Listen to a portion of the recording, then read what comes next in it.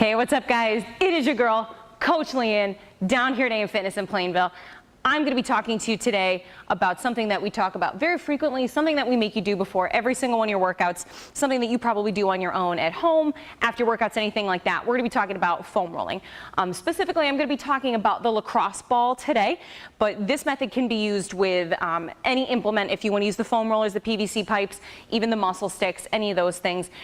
Really what we're talking about is the method with which foam roll. So it's not a technique per se. It's not how to do this muscle or this other muscle. This is how we should be foam rolling. So I'm just going to take it down to the ground. We're going to pretend that I am foam rolling my calves before a workout.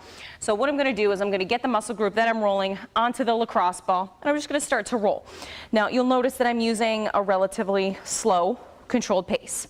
So what a lot of us like to do is just kind of move very quickly back and forth, especially on the foam rollers, because they just roll very easily and they just have a nice straight and narrow path that we just move very quickly back and forth along.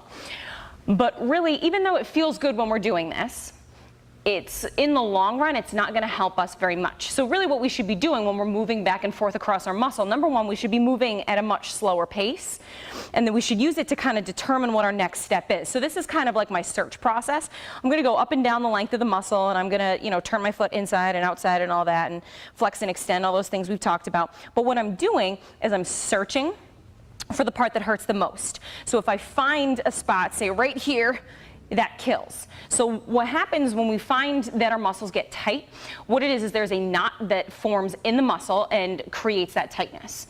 So what I want to do is look for that knot. So when I've gone back and forth and I go, okay, there it is, I found that knot, what I want to do is I want to apply as much pressure as I can, maybe even take my other leg and I press, or maybe I use my hand or something like that and I apply as much tension to the knot as I possibly can. I'd say probably 10 seconds, maybe 30, kind of depending on how bad it is, how much you feel like you need it, and just press and hold.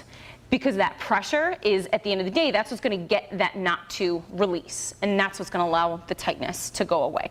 So we just move very quickly back and forth. Again, we get some immediate relief.